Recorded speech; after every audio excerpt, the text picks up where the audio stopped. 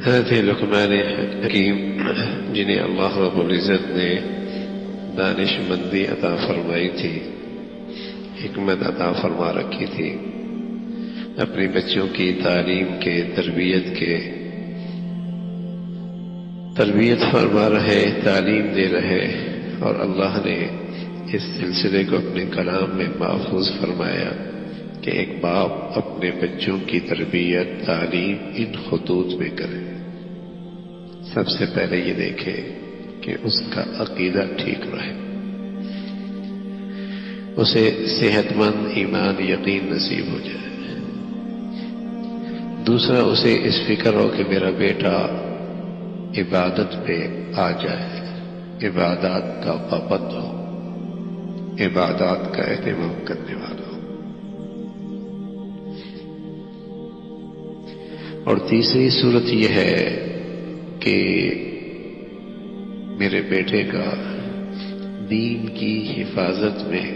دین کی اشاعت میں، دین کی خدمت میں حصہ پڑ جائے۔ یہ بھی ہر دور کا مسلمان اپنے بچوں میں فکر پیدا کرتا رہا تو نسل در نسل ایسے افراد امت میں آتے رہے جو اللہ کی دین کی خدمت میں اپنے آپ کو پیش کرتے رہے ہر دور میں، اور اسی کی بدولت آج دین بھی نسل در نسل زندہ ہے۔ آج دین کی ہر شکل زندہ ہے، آسمانی کتاب کے الفاظ بھی محفوظ ہیں، اس کا مفہوم بھی محفوظ ہے، پیغمبر علیہ الصلوۃ والسلام کے ارشادات بھی محفوظ ہیں، ان ارشاد میں رکھا پیغام بھی محفوظ ہے۔ اللہ کے نبی کی زندگی کا ہر نقشہ، زندگی کی ہر حرکت سکنات، ہر حرکت، ہر عمل آج امت کے پاس محفوظ ہے، اس لیے کہ ہر دور میں ایسے افراد پیدا ہوتے رہے جو اللہ کے دین کے لیے یا تو پوری زندگی وقف کر دیا کرتے تھے، یا کسی نے اپنی کچھ صلاحیتیں لگا دی، کسی نے اپنے کچھ اوقات لگا دیے، کسی نے کچھ وسائل دے دیے، کسی نے دولت لگا دی، کسی نے زندگی دے دی، بلکہ یہ سلسلہ رسول اللہ صلی اللہ علیہ وسلم کے زمانے سے رہا ہے۔ ہر دور میں رسول اللہ صلی اللہ علیہ وسلم نے فرمایا دو لوگ قابل رشک ہیں جنہیں دیکھ کر آدمی کہہ سکتا ہے کاش کہ میں ایسا ہوتا۔ دو قسم کے لوگ ہیں، یہ اللہ کے نبی نے اور کسی کے بارے میں نہیں فرمایا، فرمایا دو قسم کے لوگ قابل رشک ہیں۔ ایک وہ جنہیں اللہ نے آسمانی علم عطا فرمایا ہو، قرآن حدیث کا علم ملا ہو، اور پھر ساری زندگی اس قرآن حدیث کی انصاف بھری زندگی کو پھیلانے میں اس کی زندگی لگ گئی ہو، ایک وہ شخص۔ دوسرا کون ہے؟ رسول اللہ صلی اللہ علیہ وسلم نے فرمایا دوسرا وہ شخص ہے جسے اللہ نے دولت دی ہو، مال دیا ہو، اور پھر اس کی وہ دولت اللہ کے راستے میں خرچ ہو رہی ہو۔ یہ دو شخص ایسے ہیں جو اس قابل ہے کہ جن پہ آدمی رش کر سکتا ہے کاش کہ میں ایسا ہوتا، میری اولاد ایسے ہو۔ اور ہر دور میں ایسا ہوا، کچھ لوگوں نے اپنی زندگیاں پیش کی، کچھ لوگوں نے اپنے وسائل پیش کی، ہر دور میں، اور اس کی برکت سے آج امت میں دین نسل در نسل زندہ ہے۔ اگر بلال حبشی ہیں تو وہاں آپ کو حضرت عثمان بھی نظر آئیں گے، اگر وہاں علی ہیں تو وہاں آپ کو عبد الرحمن بن عوف جیسے مالدار بھی نظر آئیں گے، وہاں سرمایہ رکھنے والے عثمان غنی بھی نظر آئیں گے۔ تو کوئی زندگیاں لگا رہا، کوئی اپنی زندگیاں وقف کر رہا، اور کچھ اپنی دولت خرچ کر رہے۔ یہ ہر دور میں امت میں ایسے افراد آتے رہے جو اپنی زندگیاں دین کی حفاظت میں لگاتے رہے، جس کی بدولت آج اس پرفتن دور کے اندر بھی کوئی یہ نہیں کہہ سکتا کہ میرے پاس نبی کا یہ طریقہ موجود نہیں ہے۔ ہر نبی کی ادا عقیدے سے لے کر معاشرتی اور معاملات کی زندگی تک پورا دین امت تک محفوظ ہے، حتیٰ کہ جہاں مسلمان کو یہ پتا ہے کہ میرے پیغمبر بیت اللہ میں کیسے تشریف لے گئے،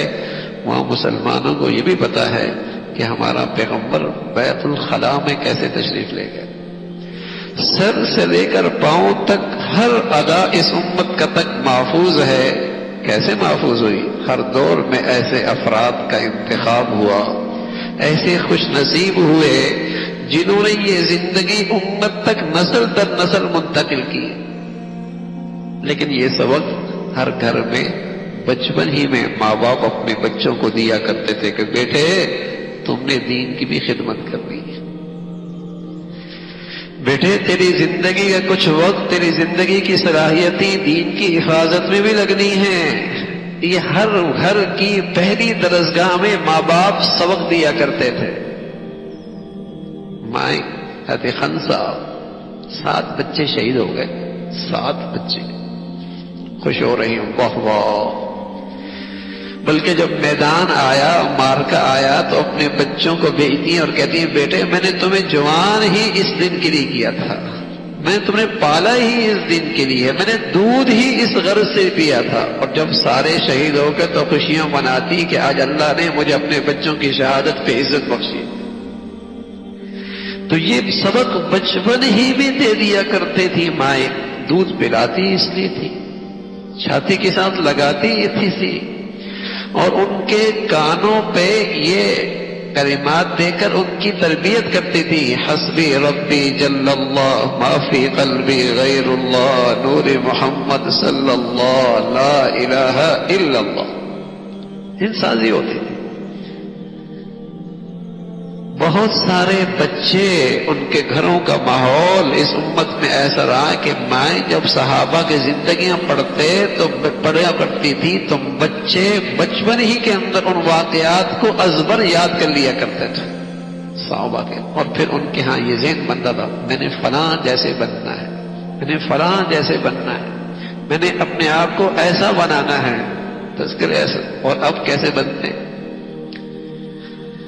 اب کیا ذہن بنتا ہے؟ یہ اداکار بننا ہے، یہ گلوکار بننا ہے، یہ لہو لہو کا فنکار اور اداکار بننا ہے، اور یہی زندگی ہے آج کی نئی نسل کی، یہی زندگی، ان کے ہاں آئیڈیل ہی یہی ہے، اس نئی نسل کے بلندی کے معیار ہی یہی ہیں، اس جیسا بننا ہے۔ تو ہر گھر کی پہلی درسگاہ میں یہ سبق ملتا تھا کہ بیٹے تم نے اپنی زندگی دین کے لیے بھی لگانی ہے۔ تو میرے عزیزو، حضرت لقمان اپنے بیٹے کو نصیحت کر رہے ہیں، بیٹے شرک بھی نہ کرنا، تیرا عقیدہ بھی ٹھیک ہو، تیری زندگی میں عبادات بھی ہو، اور ساتھ فرمایا کہ دیکھو برائی سے روکنا، اچھائی کی طرف بلانا، یہ تحریر سے بھی ہوتا ہے، یہ تقریر سے بھی ہوتا ہے، ہاں، اور اس کے لیے اسباب و وسائل بھی مہیا کیے جاتے ہیں جس سے خیر پھیلے، جس سے نیکی پھیلے،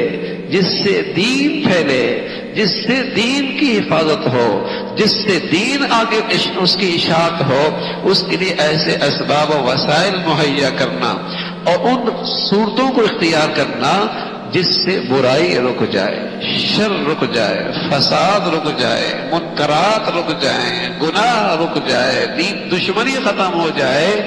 یہ بھی مسلمانوں کی ذمہ داریاں ہیں کہ مسلمان اس میں اپنی صلاحیتیں، وسائل، زندگیاں لگا رہے ہوں۔ تو ایک باپ اپنے بیٹی کی تربیت میں